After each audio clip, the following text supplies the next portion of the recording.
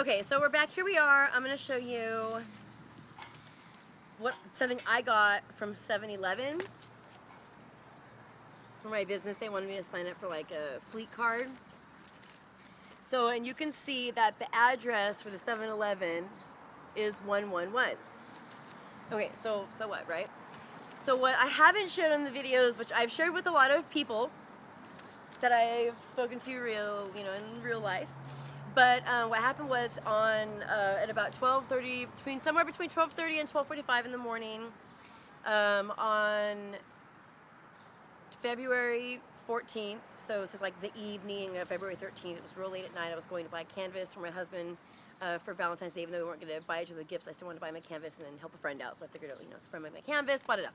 So I drive over there to get it. I'm almost out of gas, so I'm going to stop at 7-Eleven. So I stopped at 7-Eleven. I already had the canvas.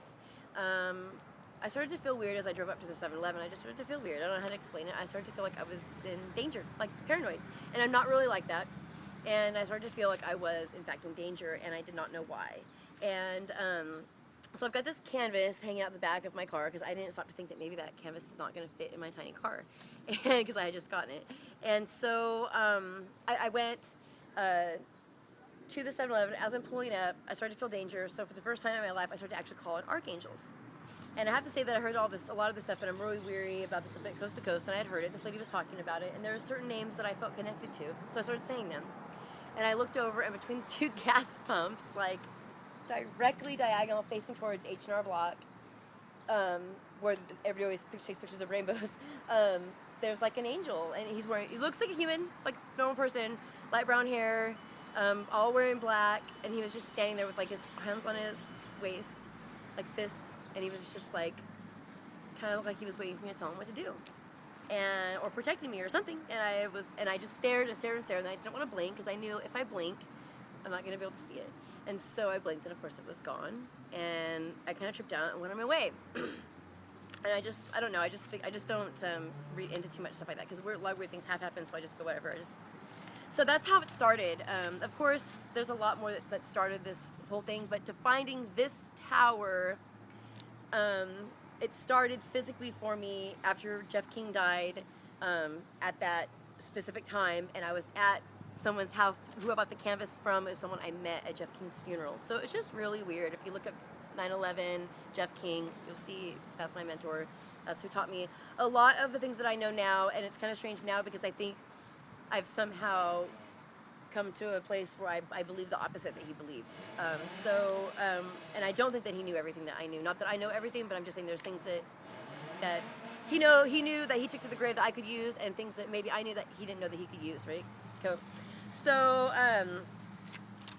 I want to get to the 7-Eleven is also number 9. We know number 9, there's this John Lennon connection, there's this whole thing with number 9. So we're going to get into a little bit of Aleister Crowley and the number 9. And then I just wanted to show you that these are from when I first found the site, and their water ruined, as well as everything else, because it got ruined. My roof leaked in my old garage. It ruined all my research. And on the Google imaging sites, it'll show you like little spots where there's little triangles, and they're all spots. They're all spirals now in the ground, like tile work, and then they're like benches and keyhole like setups at the park, which you see. So you can see the date, 6/7/2013. This is like right after my experience happened. Okay, so we're gonna look at this. This is Astrum Argentum. If you know about Astrum Argentum, I mean, you can look up on the internet about Astrum Argentum. I don't think that you will find one true thing about Thelemites or Astrum Argentum on the internet. The only reason I found it is because I was researching the circle of 6 trees next to the 6-pointed spiral. So that's the only reason that I even was able to find it. And of course, this cube, and I'll show you it again, is the spiral. I mean, not the spiral, but it is a spiral, and it is also the hexagram. And it's not a universal hexagram. It could be if you turned it that way, but I really don't think it is.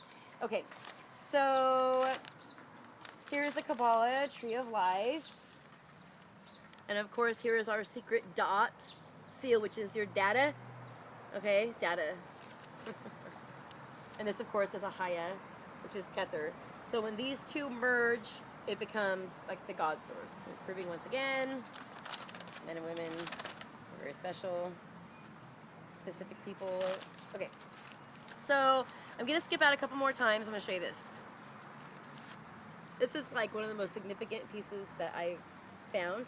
I printed it up the day I printed up all the other stuff that I showed you, and you can see it has the same water damage on it, mildew or whatever. So here's the diagram of Stonehenge, but somebody drew in the star and the square, and then they outlined these circles. So you kind of have to picture it with that, and then I'm going to show you on Mad Aeon how they're using the same exact diagram. Here it is again, Stonehenge.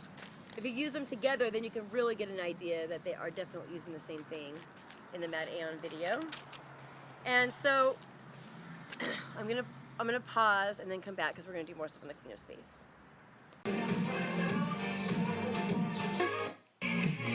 We're gonna go back.